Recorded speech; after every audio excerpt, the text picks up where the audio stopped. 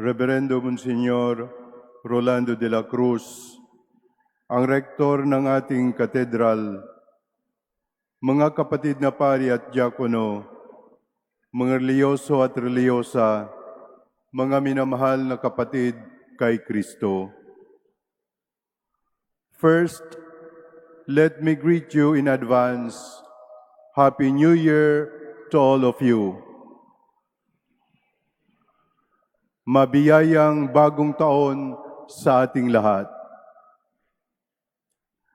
Katulad ng mga pastol sa ating ebanghelyo, magpuri at magbunyi tayo sa Panginoon sa mga dakilang bagay na ginawa niya sa atin sa taong 2024 na malapit nang magtapos.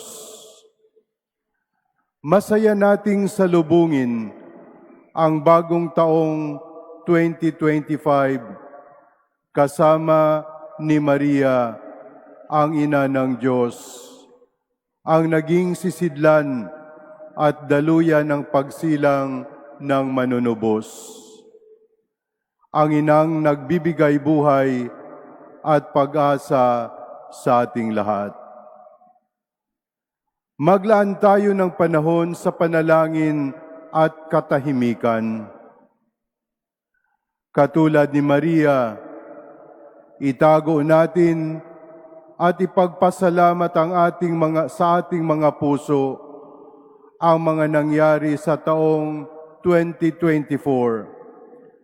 Pagnilayan at pagyamanin natin ang mga aral na dadalhin natin sa panibagong taon.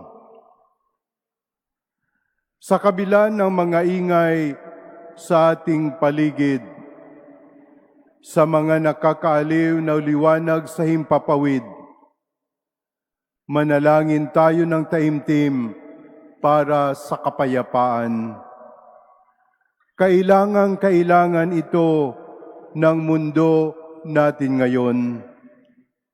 Ipagdasal natin ang mga kapatid natin sa iba't ibang dako ng daigdig na nababalot ng karahasan at digmaan. Dasalin nating lagi ang ating salmong tugunan para sa mga kapatid nating laging nasa panganib at pagbabanta. Kami iyong kaawaan, pagpalain, Poong mahal. Gayunpaman, masaya ang pagsalubong natin ng bagong taong 2025 sapagkat taon din ito ng hubileo.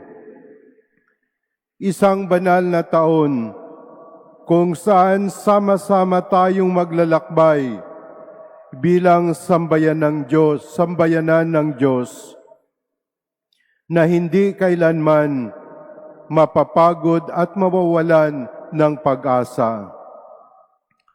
Sa taong 2025, sisikapin nating isabuhay ang diwa ng hubileo, ang pagpapatawad ng utang, ang pagpapahinga ng lupa, ang pagbabalik sa pamilya. Ang taon ng hubileo ay panahon ng pagpapalaya at pagpapanibago, pagdiriwang at pagpapasalamat sa nag-uumapaw na kagandahang loob ng Diyos. Isabuhay natin ang hubileyong pinasinayaan ni Jesus sa sinagoga ng Nazaret. Sabi niya, ipangaral sa mga mahihirap ang magandang balita, ipahayag sa mga bihag na sila'y lalaya, sa mga bulag na sila'y makakakita, palayain ang mga inaapi, at ipahayag ang panahon ng pagliligtas ng Panginoon. Pilgrims of Hope ang tema ng Jubilee Year 2025 na binuksan ni Papa Francisco noong Pasko at noong December 30 dito naman sa atin sa Archdiocese ng Maynila. Nais ng Santo Papa na mabanaagan sa lahat ng mga Kristiyano ang mukha ng pag-asa at hindi ang mukha ng takot o pangamba. Nais ng taon ng Hubileo ng bawat Kristiyano ay maging instrumento ng pag-asa para sa kapwa. Napakaraming dahilan para tayo ay malungkot at mawalan ng gana sa buhay. Ngunit napakarami ring dahilan kung bakit hindi tayo dapat sumuko. Kay Jesus ang ating pag-asa. Sa kanyang pag-ibig, hindi tayo mabibigo. Siya ay tapat sa kanyang mga pangako. Hindi tayo pababayaan ni Jesus. Sa January 9, ipagdiriwang natin sa unang pagkakataon sa buong bansa ang kapistahan ng Jesus Nazareno. Hindi na lamang sa Maynila gugunitain ang debusyong ito. Ang bansang Pilipinas ay sisigaw ng Viva Jesus Nazareno.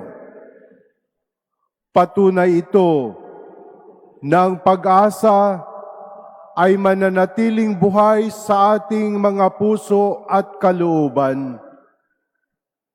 Kay Jesus Nazareno, may pag-asa, may bukas pa. Hinihikayat ko kayong lahat na paigtingin natin ang pagdiriwang ng Jubilee Year of Hope. Minsang sinabi ni Pope Benedict XVI, "The one who has hope lives differently. The one who has hope has been granted the gift of a new life."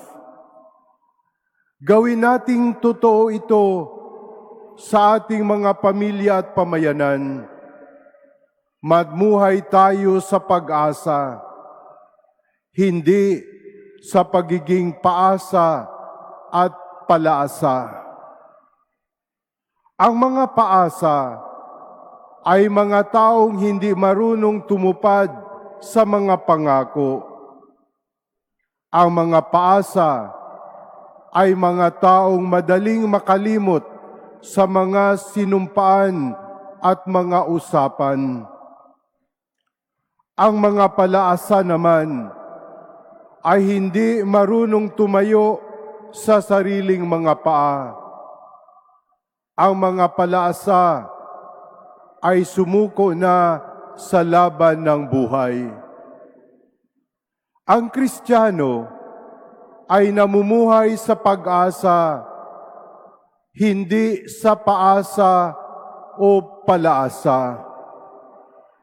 Hindi dahil sa kaya niya ang lahat o alam niya ang lahat.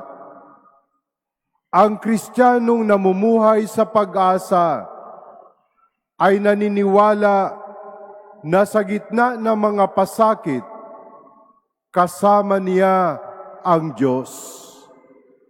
Sa mga panahong marami siyang pasanin, naniniwala siyang pasan siya ni Jesus Nazareno sa kanyang krus. Ang krus na dala-dala natin sa buhay, kung tutuusin at susuriin, ay krus na pasan ni Jesus para sa atin. Ang pag-asa para sa ating mga Pilipino ay hindi lamang konsepto o ideya. Ito ay isang ugali at katangiang likas sa ating lahat.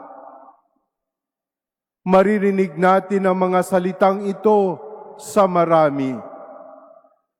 Habang may buhay, may pag-asa. Habang may pag-asa, may buhay. Sa awa ng Diyos, maitatawid natin ang lahat. Tayo ay sambayanan ng pag-asa.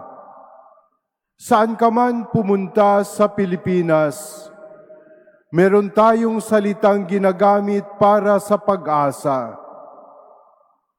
Pag-asa sa mga Tagalog, paglaom sa Bisaya, Bicol, Waray at Ilonggo, kapanayan sa mga Kapampangan, namnama sa mga Ilocano, esperansa sa mga Chabacano.